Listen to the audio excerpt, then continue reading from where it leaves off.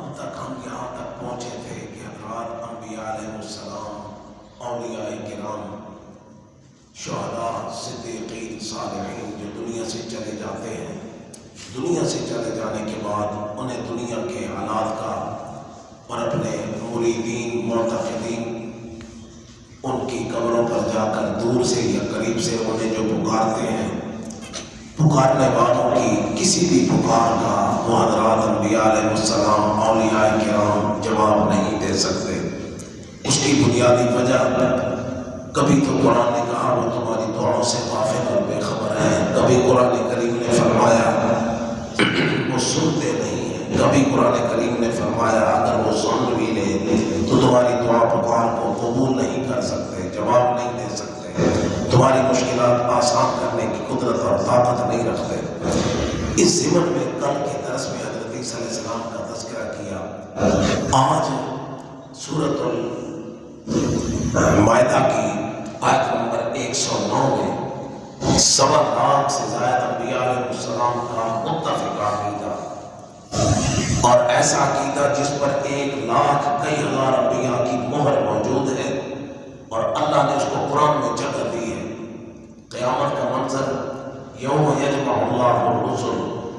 اللہ فرماتے ہیں جس دن جمع کریں گے ہم تمام رسولوں کو، اور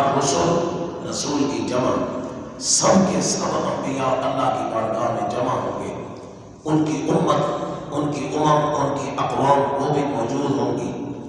ساری کائنات کے سامنے اللہ تعالیٰ اپنے انبیاء علیہ السلام سے ایک سوال فرمائیں گے،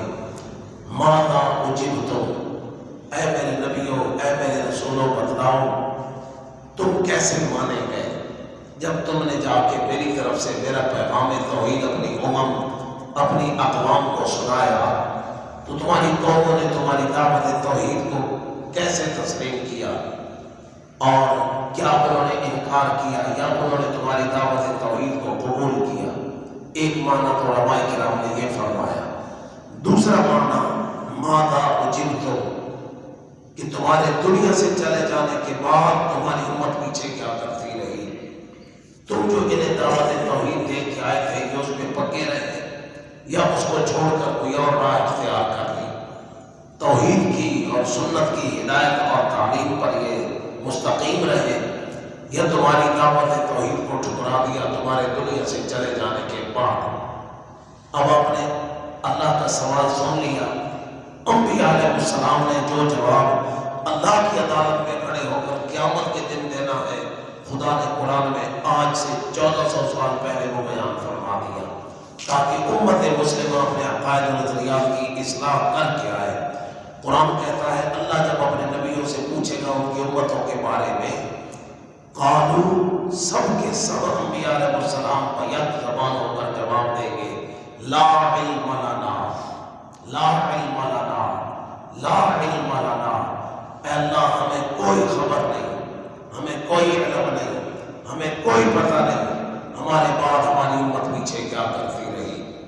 اور اس کی بنیادی وجہ کیا ہے، ہمیں کیوں علم نہیں؟ انک انت علام الغیوب، یا اللہ غیب جاننے والا جو تو ہے۔ جیسے حضرت عیسیٰ علیہ السلام کے بیان میں کل میں نے عرض کیا تھا کہ حضرت عیسیٰ علیہ السلام سے اللہ تعالیٰ جب پوچھیں گے تو وہ فرمائیں گے فلما توفیتنی کنت انت الرقیب علیہم، یعنی جب تک میں اپنی امت کے اندر موجود رہا، ما دمت فیہم، جب تک میں ان کے اندر موجود رہا تب تک تو مجھے ان کے ظاہری حالات کا پتہ ہے، کس نے مانا کس نے نہیں مانا۔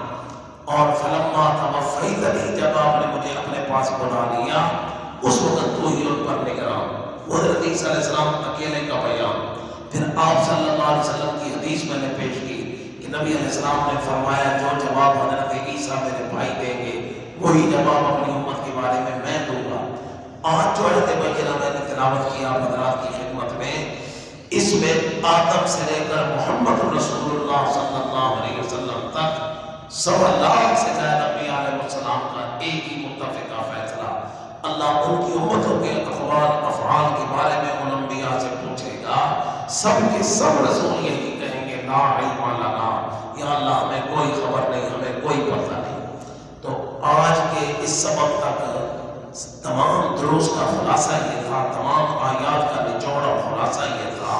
کہ دنیا سے چلے جانے والوں کو دنیا والوں کے کسی سلام کلام پیغام سننے کی کوئی صلاحیت وفات کے بعد نہیں ہوتی۔ کل سے انشاءاللہ جو اگلا سبق شروع ہوگا وہ یہ ہوگا کہ اللہ کے ماں سوا جن جن ہستیوں کو پکارا جا رہا ہے وہ مختار نہیں ہے۔ اب تک جو دروس ہے ان کا خلاصہ یہ تھا وہ غیب دان نہیں ہے۔ ہمہ قرب بھی اللہ، ہمہ دان بھی اللہ، سب کچھ جاننے والا بھی اللہ، سب کچھ کرنے والا بھی اللہ۔ اب تک جو آیات بیان ہوئی ان کا خلاصہ کیا تھا کہ اللہ کے ماں سوا کوئی بھی غیب نہیں جانتا۔ سب کے سب جو دنیا سے چلے گئے انبیاء اولیاء وہ دنیا والوں کے سلام پیغام کو سننے کی صلاحیت نہیں رکھتے۔ اس کے مختلف اسباب قرآن نے بیان کر دیے۔ کل سے انشاءاللہ یہ شروع ہوگا کہ وہ مختار نہیں ہے، کچھ بھی کرنے کی وہ قدرت اور طاقت نہیں رکھتے، اور کسی بھی الہ اور معبود کے لیے یہ دو چیزوں کا بنیادی طور پر ہونا ضروری ہے کہ وہ غیب دان بھی ہو، مختار کن بھی ہو۔ تو قرآن کا فیصلہ یہ ہے جو اللہ کے ماں سوا جن جن کو پکارا گیا وہ غیب دان نہیں ہے، یہ بیان ہو چکا۔ کل سے انشاءاللہ دوسری چیز بیان ہوگی۔ اللہ عمل کی توفیق عطا فرمائے۔ الحمدللہ رب العالمین والعاقبۃ للمتقین والصلاۃ والسلام علی سید الانبیاء والمرسلین۔ ربنا آتنا فی الدنیا حسنہ وفی الآخرۃ حسنۃ وقنا عذاب النار۔ سبحانک اللہم وبحمدک نشہد ان لا الہ الا انت نستغفرک